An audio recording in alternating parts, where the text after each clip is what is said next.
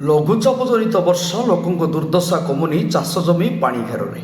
ପଶ୍ଚିମ ବଙ୍ଗୋପସାଗର ପଶ୍ଚିମବଙ୍ଗ ଉତ୍ତର ଓଡ଼ିଶା ଉପକୂଳ ସଂଲଗ୍ନ ଗଠିତ ଗଭୀର ଅବପାତ କରିବ ନେଇ ଚିନ୍ତାରେ ବସ୍ତା ଉପକୂଳବର୍ତ୍ତୀବାସୀ। ଜିଲ୍ଲାରେ 3-4 ଦିନ ଧରି ବର୍ଷା ଲାଗିବା ସହ ସୋମବାର ଦିନ ରାତିରେ ପ୍ରବଳ ବର୍ଷା ଲାଗି ରହିଥିବା ଯୋଗୁଁ ରାସ୍ତାଘାଟ, ଚାଷ ଜମି ଓ ଜଳକା ନଦୀର ବନ୍ୟା ଆଶଙ୍କା ଦେଖାଦେଇଛି। ଉପରମୁଣ୍ଡରେ ଲଘୁଚାପ ଜନିତ ପ୍ରବଳ ବର୍ଷା ଯୋଗୁଁ ଜଳକା ନଦୀରେ ବନ୍ୟା ଆଶଙ୍କା। ତେବେ ଜଳକା ନଦୀର ବିପଦ ସଂକେତ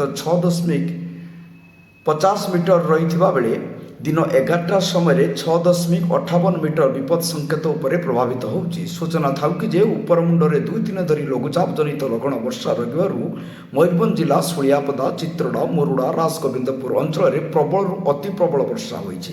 ଫଳରେ ଜଳକା ନଦୀରେ ବନ୍ୟା ପରିସ୍ଥିତି ସୃଷ୍ଟି।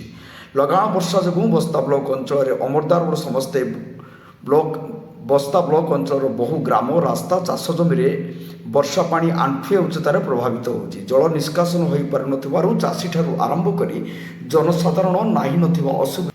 ଯେପର୍ଯ୍ୟନ୍ତ ସ୍ଥାୟୀ ପ୍ରତିକାର ଦିଗରେ ପ୍ରଶାସନ, ଉଚ୍ଚ କର୍ତ୍ତୃପକ୍ଷ, ସ୍ଥାନୀୟ ଜନପ୍ରତିନିଧିମାନେ ଆଦୌ ଦୃଷ୍ଟି ଦେଉନଥିବେ ସେ ପର୍ଯ୍ୟନ୍ତ ଏହିଭଳି ସମସ୍ୟା ଉପୁଜୁଥିବ ବୋଲି ଜନସାଧାରଣରେ ଆଲୋଚନା ହେଉଛି।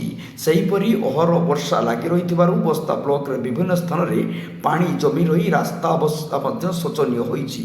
ରାସ୍ତା ସମ୍ପୂର୍ଣ୍ଣ କାଦୁଅ ଖାଲଖମା ପରିପୂର୍ଣ୍ଣ ହେଉଥିବାରୁ ଯିବା ଆସିବାରେ କଷ୍ଟ ଅନୁଭବ କରୁଛନ୍ତି ସାଧାରଣ ଜନତା। ଶିରୀଷ ମହାନ୍ତିଙ୍କ ରିପୋର୍ଟ।